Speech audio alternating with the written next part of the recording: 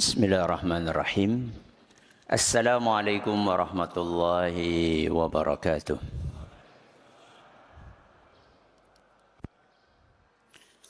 Alhamdulillahi rabbil alamin. Wabihi nasta'inu ala umuri dunya waddin.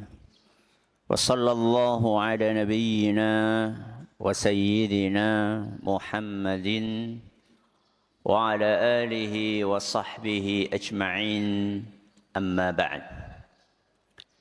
Kita panjatkan puja dan puji syukur kehadirat Allah subhanahu wa ta'ala. Pada kesempatan pagi yang berbahagia kali ini, hari Jumat, tanggal 16 Rabiul Tsani 1447 Hijriah, atau yang bertepatan dengan tanggal 9 Oktober 2025, 10 Oktober 2025, kita masih kembali diberi kekuatan, kesehatan, hidayah, serta taufik dari Allah Jalla wa'ala, sehingga kita bisa kembali menghadiri pengajian rutin Jumat pagi di Masjid Agung Darussalam Purbalingga. Kita berharap semoga Allah subhanahu wa ta'ala melimpahkan kepada kita semuanya ilmu yang bermanfaat, sehingga bisa kita amalkan sebagai bekal untuk menghadap kepada Allah Jalla wa'ala. Allahumma amin. Salawat dan salam semoga senantiasa tercurahkan kepada junjungan kita Nabi Agung Muhammad sallallahu alaihi wasallam, kepada keluarganya, sahabatnya, dan umatnya yang setia mengikuti tuntunannya hingga akhir nanti. Bapak-bapak, ibu-ibu, para hadirin, para hadirat sekalian yang semoga senantiasa dirahmati oleh Allah, dan juga para pendengar serta pemirsa rahimani wa rahimakumullah. Manusia adalah salah satu makhluk yang paling istimewa dibandingkan makhluk-makhluk yang lainnya, dibandingkan hewan, dibandingkan tumbuhan, dibandingkan jin, dibandingkan malaikat. Sebagaimana yang Allah sampaikan di dalam firman-Nya, laqad khalaqnal insana fi ahsani taqwim. Surat apa? At-Tin. Ayat pinten? Ngurut disit. Ayat 4. Ayat pinten? 4. Apa kata Allah?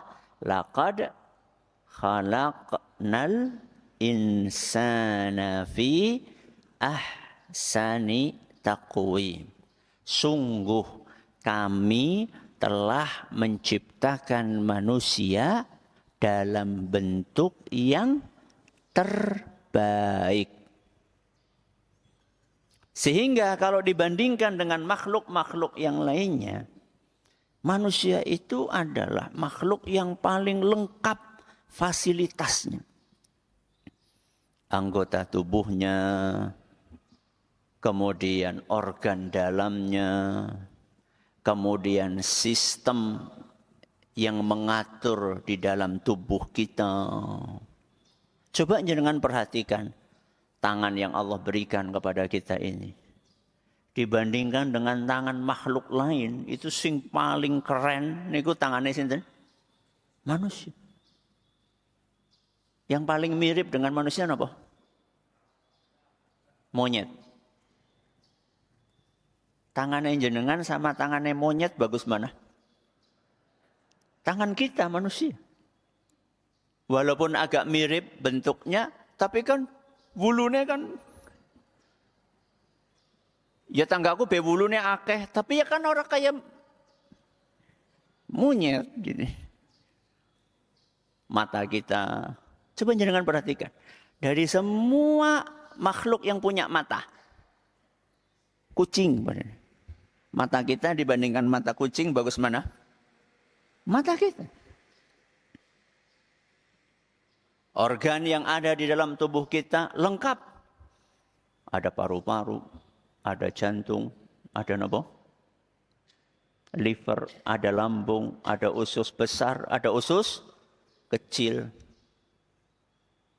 Ada ginjal, organ dalam. Sistem, Masya Allah, lengkap banget. Ada sistem pernafasan, ada sistem apa maning? Sistem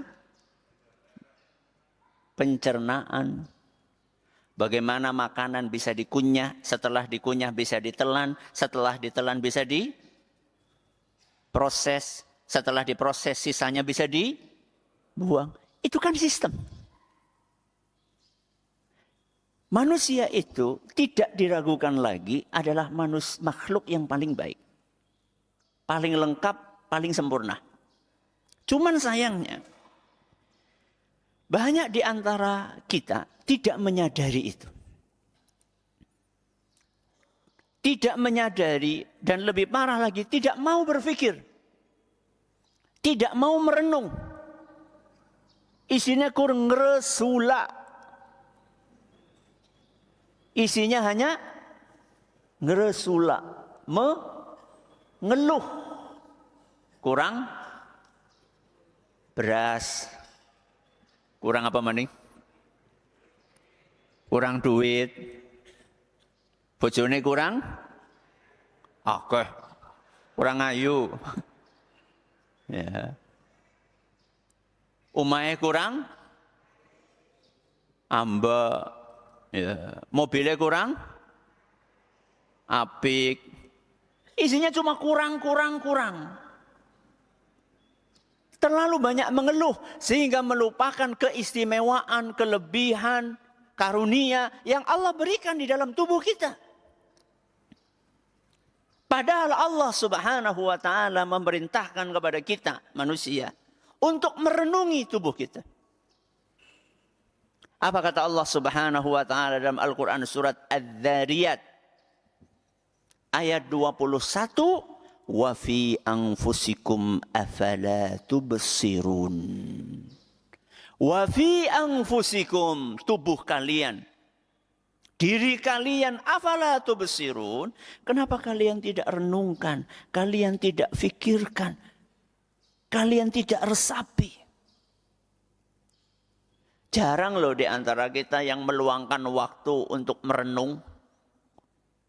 Orang ketang 5 menit, orang ketang 10 menit. Sambil duduk, kita ngelihat jari-jari kita. Masya Allah, ya Allah. Istimewa teman, jari-jari. 5 jari.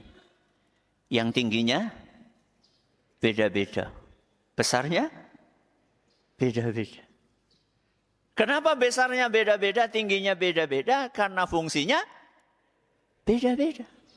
Ada sebagian orang, ini Allah menciptakan jari-jari ini enggak imbang. Harusnya apa? Gedene pada, dawane pada. Ya kayak sapu. Ini kenapa kok jarinya ini enggak semuanya kayak jempol. Gede kan mantep gitu. Lah nek drijine jenengan kayak jempol. Golek ngupil kepriwe. Saya tanya sama jenengan, ngupil itu aktivitas penting napa mboten? Penting napa mboten? Penting. Mboten? Coba saya tanya sama jenengan, kalau ada sesuatu di hidung kita mengganggu, jenengan enggak bisa ngupil priwe rasane? Risih. Betul? Allah itu sudah mendesain tubuh kita dengan desain yang terbaik. Cuman sayangnya banyak di antara kita tidak memikirkan itu. Kenapa Allah tidak adil? Yang ini paling tinggi, yang ini pendek. Sudahlah, itu sudah diatur sama Allah Azza wa Jalla. Masing-masing ada fungsinya. Jempol, nggo ngapa? Jukut pensiunan. Jari telunjuk, buat apa? Buat ngacung. Nun sewu masa ngacung karo jari tengah. Ya gawat itu. Ya. Jari tengah dia punya kelebihan paling apa? Paling tinggi, ya. Jari manis. Ya, jari manis ya ini ya. Ini jari apa namanya? Manis ya. Jari manis buat apa? Buat wadah cincin, ya. Jari telunjuk. Gak ngapa mau?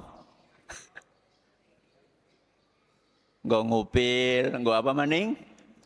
Kurek-kurek kuping, gak apa maning? Bapak-bapak, buat apa? Buat memastikan apakah ayam ini sudah siap untuk bertelur atau belum. Kita pada dua ayam apa ora sih? Ya. Semuanya ada fungsinya. Itu kita baru mikirin jari-jari kita. Belum kita mikirin anggota yang lainnya. Kenapa kok kita disuruh untuk berpikir itu? Untuk menemukan sebuah pemahaman bahwa Allah Azza wa Jalla itu maha kuasa. Bahwa Allah Azza wa Jalla itu maha sempurna. Bahwa Allah itu maha bijaksana. Salah satu anatomi tubuh kita yang perlu untuk kita renungkan adalah organ pendengaran dan organ penglihatan. Organ pendengaran itu apa? Telinga.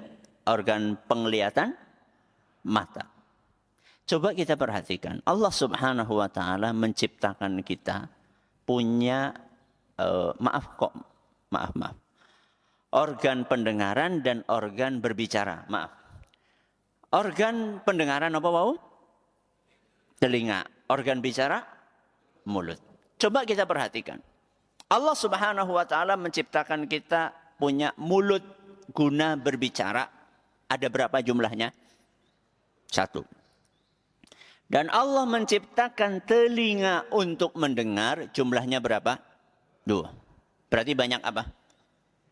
Telinga apa mulut? Telinga. Ini semacam ada isyarat. Ada kode. Ada sinyal dari Sang Pencipta kita.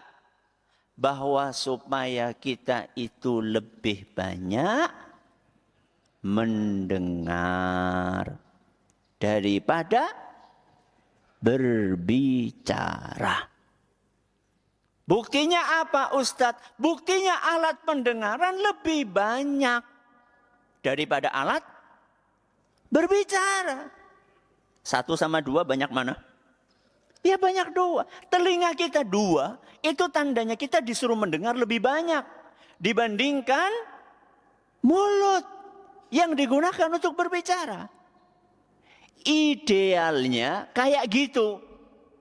Tapi kenyataannya, pripun? Kenyataannya seperti judul pengajian. Nopo? 2 mulut, 1 telinga. Alias, senenge ngomong terus, ra gelem ngrungokaken. Wonten napa mboten? Tiange pundi? Bojone.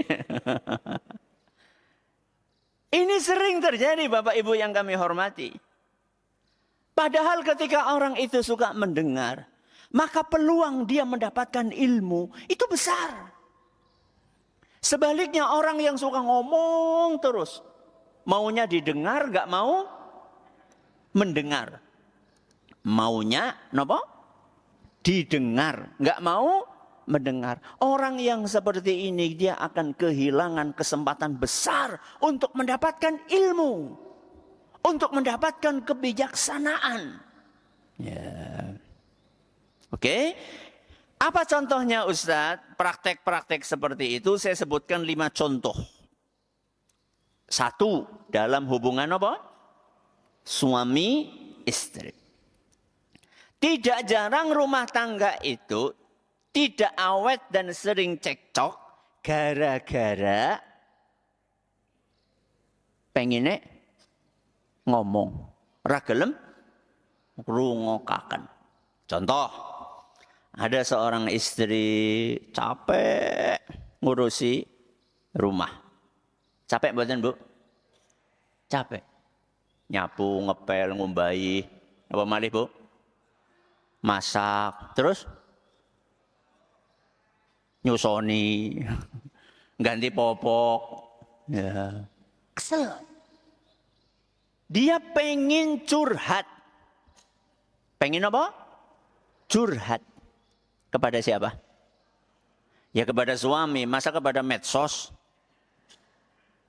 Kepada suami. Dia pengen cerita. Sekedar ingin cerita saja. Baru ngomong sebentar saja. Baru, Pak, aku lo kesel banget. Lah kurang syukur temen. Urung rampung golek apa? Ngomong. Coba biarkan istri kita berbicara sampai selesai. Karena biasanya kaum wanita itu ketika dia punya masalah lalu ada tempat untuk bercerita, jerene, aku kan itu wong wadon ya. Jerene wong wadon separuh dari beban itu napa? Lepas. Jerene kayak gue. Bapak-bapak perlu memahami psikologi perempuan. Ya, nek wong lanang biasanya diapain? Dipendem biasanya. Enggak suka banyak napa? Ngomong. Kalau perempuan beda. Kalau ke perempuan itu senengnya napa? Ngomong, cerita. Mulanya kalau kita perhatikan kosakata yang diucapkan oleh ibu-ibu dibandingkan kosakata yang diucapkan oleh bapak-bapak lebih banyak ibu-ibu. Sehingga ketika ibu-ibu ketemu antara satu ibu dengan ibu yang lain. Saking pundi Bu, saking pasar. Titik napa koma? Koma. Bu saking pundi, saking pasar. Apa-apa larang. Lombok muda, minyak apa maning. Wis kayak gue parkirannya ya tambah larang. Pertanyaannya cuma satu, sekang ngendi? Jawabannya dawa banget. Kalau bapak-bapak gimana? Saking pundi Pak? Pasar. Titik napa koma? Titik. Beda karakter. Wanita dengan apa? Laki-laki. Nah wanita itu ketika dia capek, dia itu pengen cerita. Pengen mencurahkan isi hatinya kepada suami. Maka seharusnya suami itu minimal, pripun? Mendengarkan. Sampai apa? Sampai selesai. Mendengarkan sampai selesai, pandangan matanya menghadap kemana? Kepada istri atau kepada layar HP? Hah? Bu, suaminya jenengan pas jenengan cerita, pandangan matanya kemana? Loh, jujur gue. Begitu istrinya sudah nggak ada suara, wis rampung Bu. Komunikasi itu yang baik. Dengerin sampai selesai. Dan kita betul-betul mendengarkan, fokus. Apa yang disampaikan oleh istri, dengerin. Direspon, oh Masya Allah. Setelah selesai, sabar ya Bu ya. Pada-pada, nyong ya kesel. Jenengan ya kesel. Tapi kan insya Allah keselnya ora suwe paling yakur swidak tahun jenengan bok wis 59,5 gue malah ndongakaken ben Sampaikan bahwa memang sudah karakternya dunia itu manusia capek. Laqad khalaqnal insana fi, beda ayat. Laqad khalaqnal insana fi kabad. Napa? Kabad. Sungguh kami telah menciptakan manusia dalam kondisi capek, susah payah. Jadi memang manusia itu di dunia ya pancen tabiate napa? Capek. Sudah yang sabar aja. Berharap dapat pahala dari Allah Subhanahu wa taala, nyapu, mudah-mudahan dapat napa? Pahala. Masak, mudah-mudahan dapat pahala. Momong anak, mudah-mudahan dapat pahala. Sampaikan itu bapak-bapak kepada istri sehingga istri itu plong. Oke. Apakah memotong pembicaraan itu cuma dilakukan oleh laki-laki atau juga dilakukan oleh perempuan? Pada apa beda? Pak? Panjenengan mau balas dendam sekarang waktunya. Ibu-ibu juga suka melakukan itu atau tidak? Iya. Kayaknya wedi gitu. Bapak-bapak nggak berani terus terang. Bokorati masakaken. Itu pun sering terjadi dari kaum wanita. Sekedar suami akan cerita, sekedar suami akan menyampaikan keluhannya. Ibu-ibu coba sama didengerin dulu. Jangan langsung dipotong. Kamu itu dari dulu memang kayak gini kerjaannya. Jangan. Dengerin dulu sampai selesai. Supaya apa? Supaya antara suami istri bisa saling memahami. Bukan saling menyalahkan. Oke, ini contoh yang pertama. Hubungan apa? Suami istri. Contoh yang kedua, hubungan antara orang tua dengan sinten? Dengan anak. Ini juga sering terjadi. Biasanya yang paling sering motong orang tua atau anak? Anak. Anaknya siapa? Anak atau orang tua yang biasanya sering motong? Biasanya orang tua. Kenapa? Merasa lebih tua tapi kurang temua. Dia bisa nggak judul pengajian gue. Tua ora temua. Kenapa? Karena orang tua itu merasa dia lebih tua, lebih banyak pengalamannya, lebih tinggi ilmunya, sehingga memandang anaknya itu adalah anak kemarin sore, nggak tahu apa-apa. Karena perasaan superioritas itulah kemudian kadang-kadang anak itu berbicara belum selesai sudah diapain? Sudah dipotong. Contoh, anak biasanya pulang sekolah jam pinten? Jam 5, Masya Allah. Jam 5? Jam 2, umumnya jam 2 nggih. Biasanya anak pulang jam 2. Subhanallah. Baru pulang menjelang maghrib. Gak ada pemberitahuan, gak ada WA, gak ada SMS, gak ada surat, gak ada apa-apa. Orang tua sudah nopo? Sudah cemas deg-degan. Begitu menjelang maghrib anak pulang lusuh, panas, lapar, kemeringat. Ya, bau, belum mandi dari pagi. Belum sempat anak itu bicara, langsung divonis. Dolanan PS ya. Nah orang apa? Dolanan darah ya. Mancing ya. Wong belum ngomong, kasih kesempatan anak itu untuk apa? Berbicara. Mungkin nggak anak kita itu punya alasan? Mungkin apa? Sangat mungkin. Pertama kali begitu anak pulang itu disambut dulu. Kenapa perlu disambut dulu? Karena capek, letih, lapar. Dia butuh istirahat. dia butuh rumah untuk tempat bernaung. Dia membutuhkan kenyamanan. Maka begitu anak kita pulang, kita katakan, Masya Allah, Alhamdulillah nak, udah pulang, bapak ibu kangen banget sama kamu. Haus nak, nih ada air. Ya, capek mau mandi dulu. Ayo mandi dulu nih, bajunya udah ada. Kan enak. Nah, ketika makan baru kasih kesempatan anak itu untuk apa? Untuk cerita. Gimana nak? Biasanya pulangnya jam 2 kok tadi pulangnya menjelang maghrib. Ada apa? Iya pak. Atau iya Umi. Aku tadi itu pas pulang sekolah diajak sama temenku. Diajak kemana? Diajak nengok temenku yang sakit. Bagus sama badan?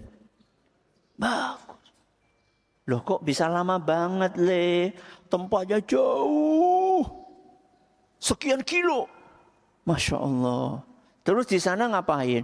Ya menghibur temanku. Kita iuran. Belikan makanan buat temanku. Kita motivasi di sana. Masya Allah, Masya Allah. Sampai kapan? Ya sampai asar. Nah terus habis asar ya kita sholat di masjid terdekat. Setelah selesai asar kami pulang sendiri-sendiri. Loh kan jarak dari sana ke rumah nggak terlalu jauh nak. Iya tapi banku bocor. Ya Allah. Lah terus ketika bocor apa yang kamu lakukan? Nuntun. Loh kenapa nggak dibawa ke bengkel? Kan duitnya habis. Buat apa? Buat iuran. Berarti kamu nuntun nak berapa kilo? Ya dari sana sampai rumah. Berarti capek banget, capek banget. Coba jenengan bayangkan. Anak itu punya alasan yang masuk akal. Dan yang dia lakukan sesuatu yang mulia. Dan ketika pulang dia dalam keadaan capek. Habis nuntun sepeda sekian kilometer. Belum sempat ngomong langsung disemprot. Rasanya pripun?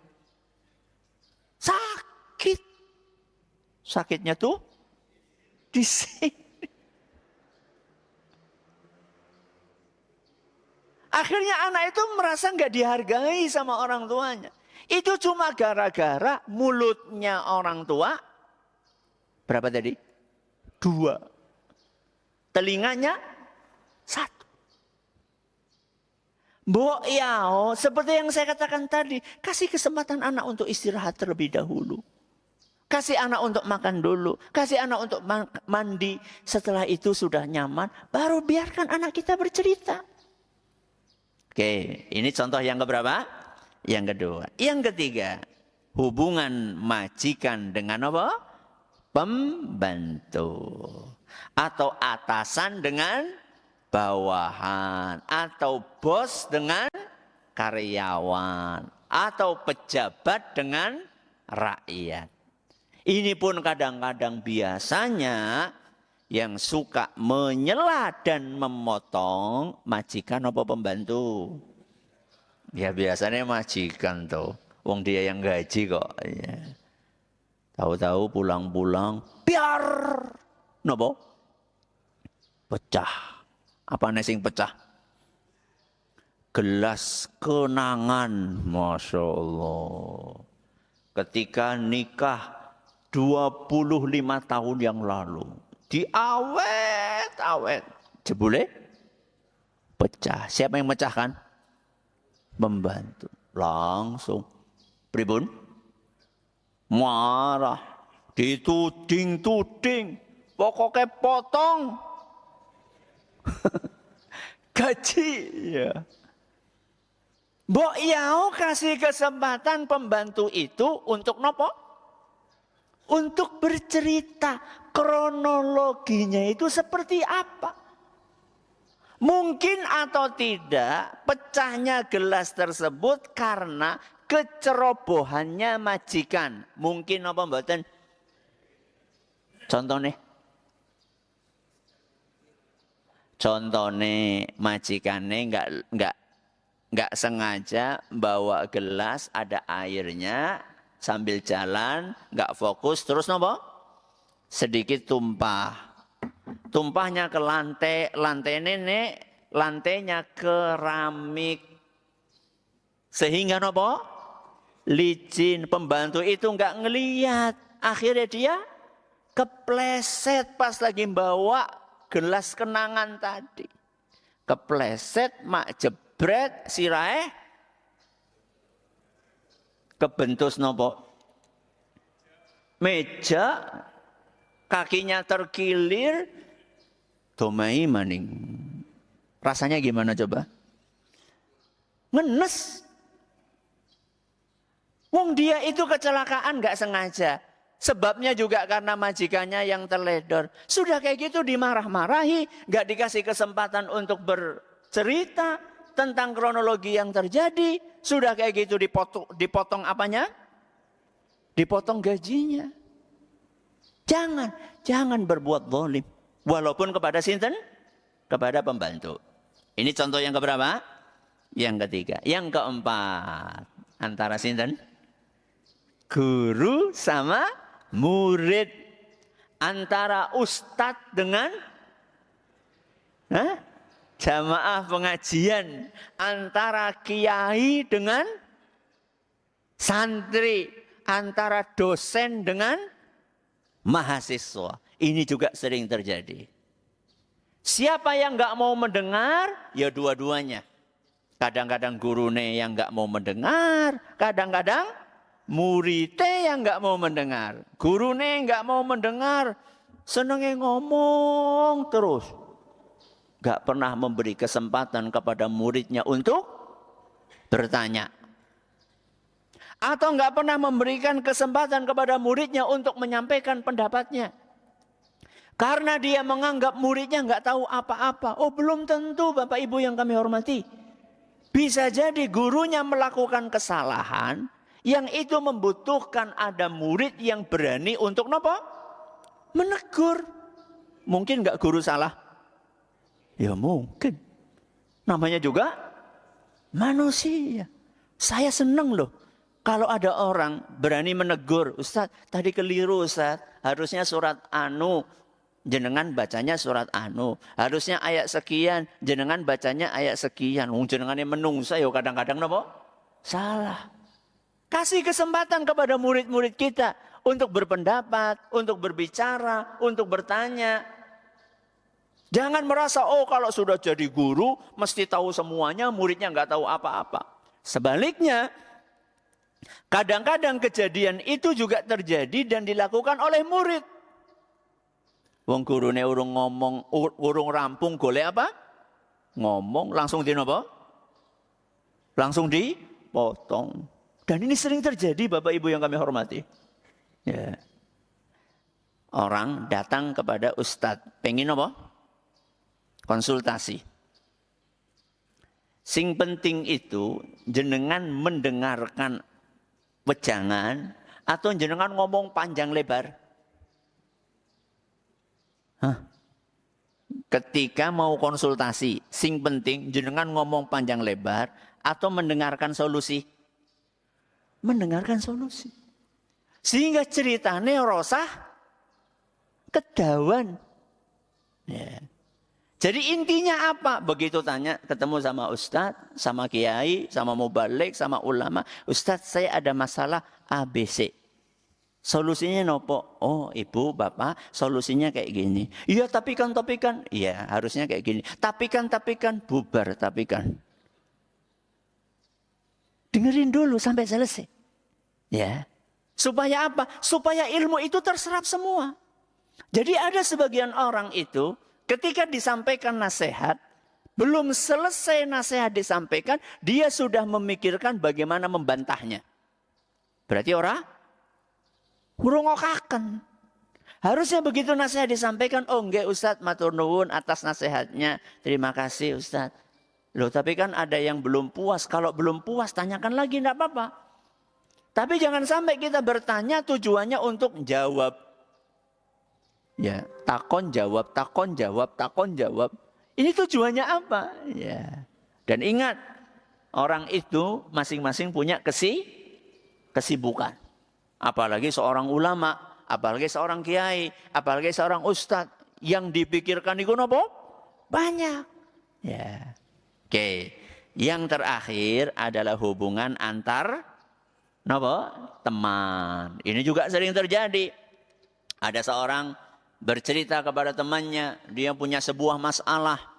Belum selesai cerita, yang diceritai itu langsung motong. Wah, kok sikur kayu kue tok, nyong luwih parah. Teman yang ketiga, oh kayu kue tok, nyong luwih medeni maning. Akhirnya adu kesengsaraan. Enggak seperti itu. Seharusnya ketika ada teman kita cerita, kita dengerin, kita tunjukkan empati kita. Oh, Masya Allah ya. Semoga dikaruni kesabaran, ya. Kecuali kalau kita menceritakan apa yang kita alami untuk memotivasi dia. Tapi kalau sekedar untuk, oh kamu tuh nggak ada apa-apanya. Kalau saya lebih berat daripada yang kamu hadapi. Misal nih, aduh anakku nembe mlebu rumah sakit loh. Loh pirang dina, 5 dina. Wis ora apa-apa. Anakku sebulan. Satu lagi datang sebulan, anakku setahun. Teka maning, anakku nganti mati. Jangan gitu. Jadi kalau cerita itu ada teman kita curhat kepada kita, gak usah kita itu saling adu kesengsaraan. Jadi lomba siapa sing paling sengsara, jangan. Ya. Oke, ini beberapa contoh kenyataan atau realita orang yang mulutnya 2, telinganya pinten?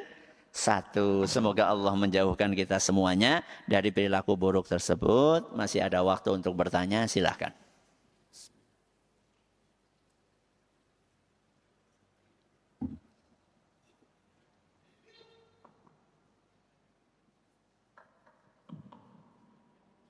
Bismillahirrahmanirrahim. Assalamualaikum warahmatullahi wabarakatuh. Waalaikumsalam warahmatullahi wabarakatuh. Mengapa manusia kebanyakan lebih fokus kepada kesalahan orang lain daripada kebaikan orang itu sendiri? Terima kasih. Wassalamualaikum warahmatullahi wabarakatuh. Kenapa orang kebanyakan lebih fokus terhadap kesalahan orang lain dibandingkan kebaikannya? Karena itu tabiat dasar manusia.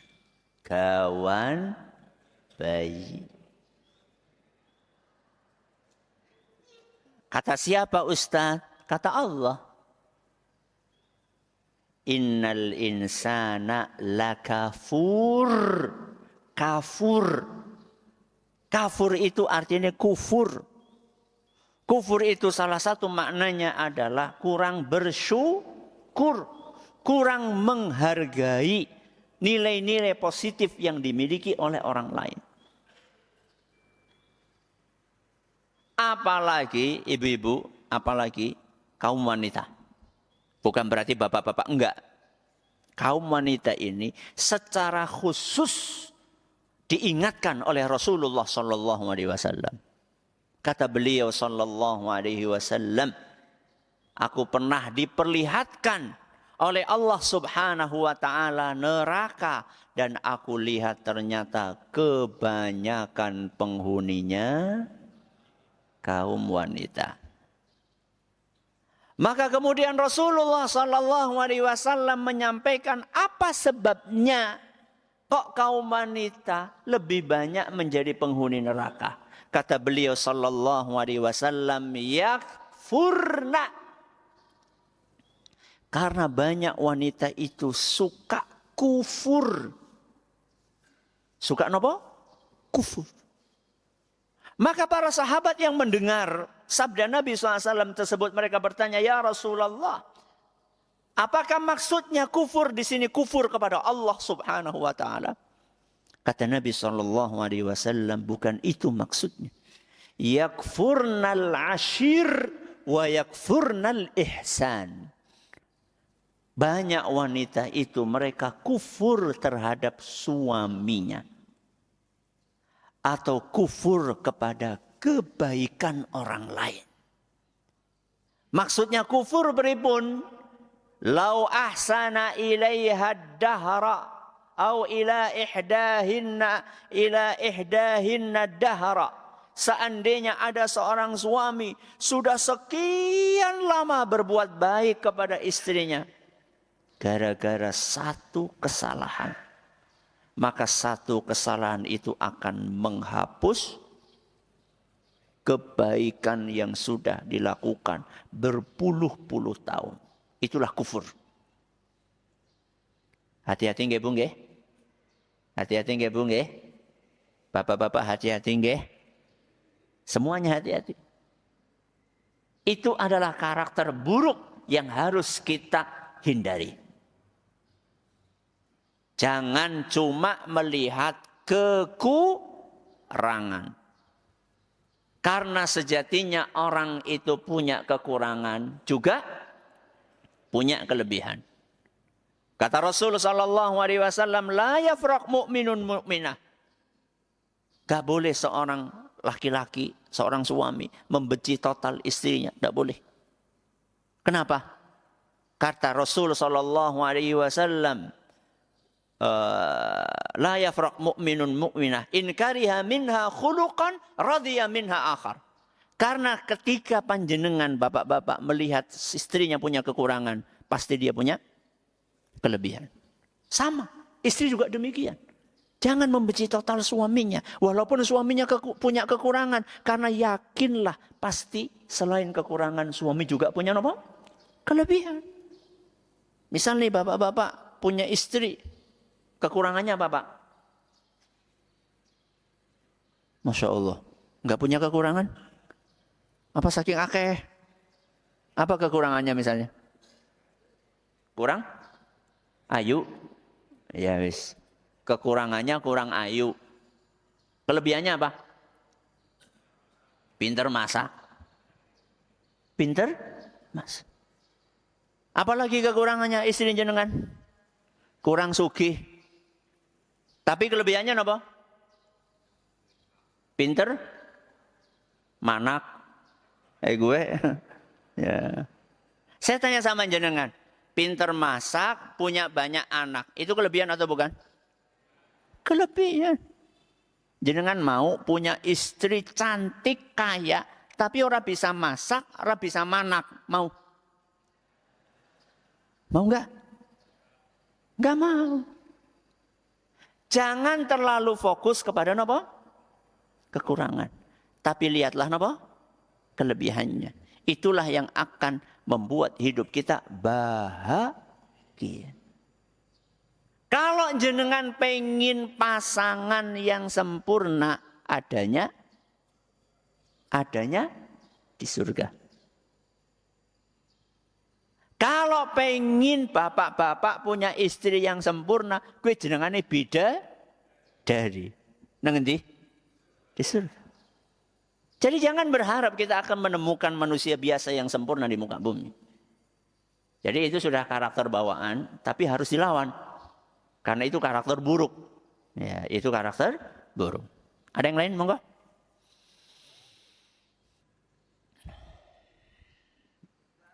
Monggo.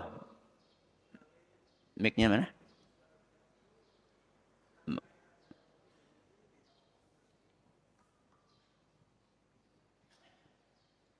Antara suami dan istri di dalam surga itu bisa ketemu. Apakah mungkin antara suami dengan istri ketemu di surga? Mungkin sekali. Dengan syarat. Dengan apa? Syarat. Sama-sama beriman. Sama-sama apa? Beriman. Berarti kalau salah satunya tidak beriman, ya ora ketemu. Tidak bertemu. Maksudnya tidak beriman, bagaimana Ustadz? Ya antara orang Islam dengan orang kafir. Suaminya Islam, istrinya kafir. Atau sebaliknya, suaminya kafir, istrinya Islam. Gak ketemu. Atau misalnya yang satunya gak sholat. Na'udzubillahimin. Suaminya rajin sholat, istrinya belas orang gelem sholat. Atau kebalikannya, istrinya Masya Allah rajin golek sholat. Suaminya nggak pernah mau sholat. Sampai meninggal dunia seperti itu. Orang ketemu. Ya. Atau salah satunya berbuat kesyirikan. Dan dia tidak sempat bertobat sampai meninggalnya. Ya. Istrinya Masya Allah rajin pengajian. Suaminya dukun. Itu dukun pijet ya. Atau kebalikannya suaminya Masya Allah salih. Bojone nyajen terus. Ora ketemu. Jadi syaratnya harus apa? Sama-sama beriman. Sama-sama beriman. Itu syaratnya. Maka yang jenengan masih punya pasangan lengkap, ya, bapak-bapak masih punya istri, ibu-ibu masih punya suami, kok pasangannya itu belum sholat, belum ngaji, diajak.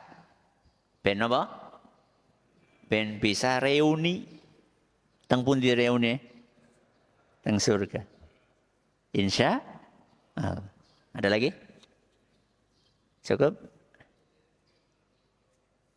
Ada pengumuman, ada 2 pengajian.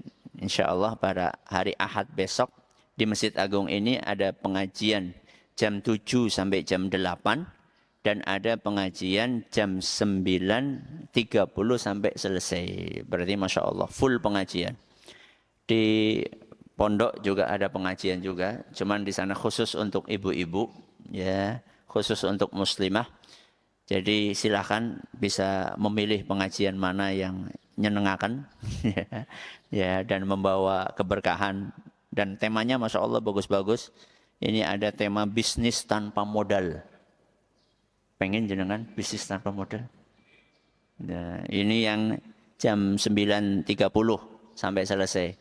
Kalau yang di pondok Tunas Ilmu temanya hidayah anugerah tak ternilai. Ya, cuman kalau yang di sana yang ngisi ustazah. Ya, karena khusus untuk sinten? Untuk ibu-ibu. Yang di sini jam 7 dan jam 9:30 umum putra putri. Dan saya juga ngisi juga di Purwokerto tapi.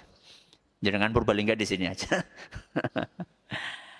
Semoga Allah Subhanahu wa taala memberkahi majelis kita. Terima kasih atas perhatiannya, mohon atas segala kurangannya. Kita akhiri. Subhanakallahumma bihamdika asyhadu an la ilaha illa anta astaghfiruka wa atubu ilaik. Assalamualaikum warahmatullahi wabarakatuh.